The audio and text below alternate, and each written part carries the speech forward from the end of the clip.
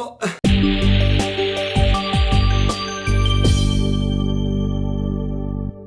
Okay, so the Suicide Squad, or Suicide Squad 2021, or even Suicide Squad 2. Literally, why they didn't call it anything slightly different to help differentiate the two movies is beyond me. The first movie came out, what, like 5 years ago? Are they really that ashamed of it that they're trying to overwrite its existence with a new movie of the same title? And I'm 90% sure that this is a sequel? I actually had no idea going into this movie, and from watching it I can see that there's some references to the first one in terms of history with the interactions of the characters, so yeah? If you've never heard or seen Suicide Squad, it's a DC Comics movie with villains from that DC universe all being drawn together in order to accomplish some missions, essentially. A lot of bad people doing some good. The first one I actually didn't really hate that much. It's a good example of how editing can ruin a film, but to me it had some great introductions to some characters. I actually think they nailed all of the characters in that film, and I thought it was going in an interesting direction.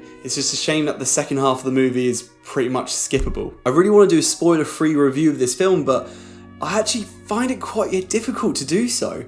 In talking about any moment of this film inherently gives away what you're looking to expect. So if you want a super short take on whether you should watch it or not, yes.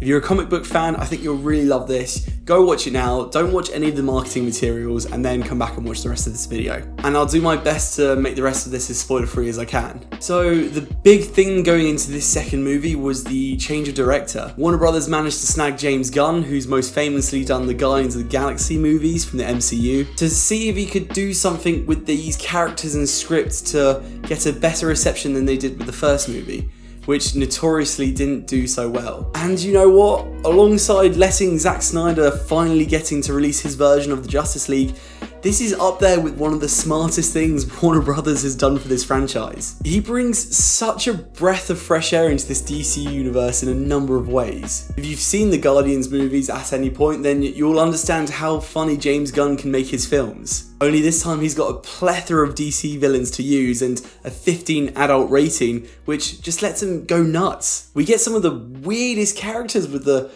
funniest and most gruesome deaths that I've seen in quite a long time. This film is what I think the first film was trying to accomplish, and the bottom line is that this is just really entertaining.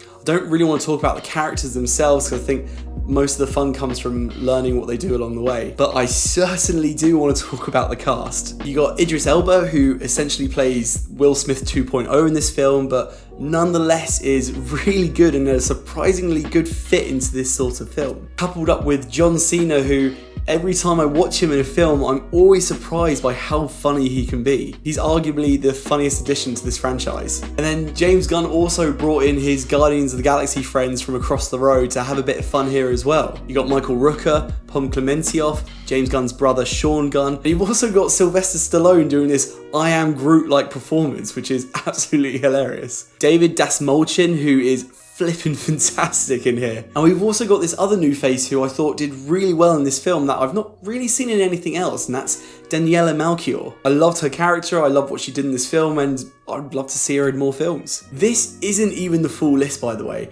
There are so many cameos from actors and comic book references that there's enough in here to keep you busy. We also get a few returning faces coming back from the first film, which was brilliant. For me, more specifically, Joel Kinnaman coming back as Rick Flag was so good to see. Giving him a better shot to play out this character with a better script, I think did him wonders. You've also got Jai Courtney, who makes a return as Captain Boomerang, who I absolutely loved in the first film and is great in here as well. And finally, we top it off with Margot Robbie returning as Harley Quinn, which controversially wasn't my favourite performance of hers since we've seen her. Not saying that she was bad in this film or anything, but I don't really think she was needed to make the story continue. With her having her own film fairly recently, I would have preferred to see someone else from the first film have the spotlight a little bit more instead of giving it to Harley Quinn again. But she's popular, everyone likes her, she sells cinema tickets, so for the studio it was a no-brainer choice, I guess. Even the villain, which is ridiculous, is really compelling and great in this film.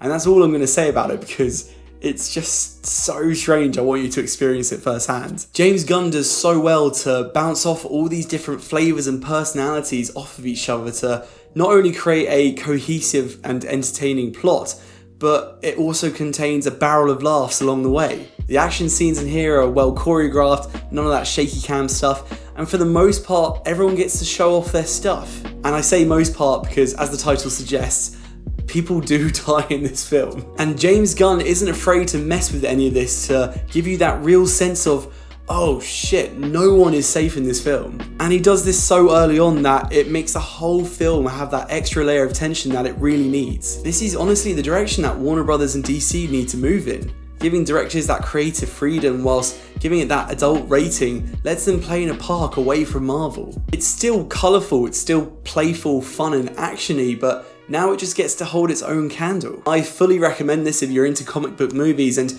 even if you just love a bit of gritty action and, you know, gory stuff with a bit of humour, then this will also tick a lot of your boxes. Okay, yeah, The Suicide Squad. Why is it called that? The Suicide Squad.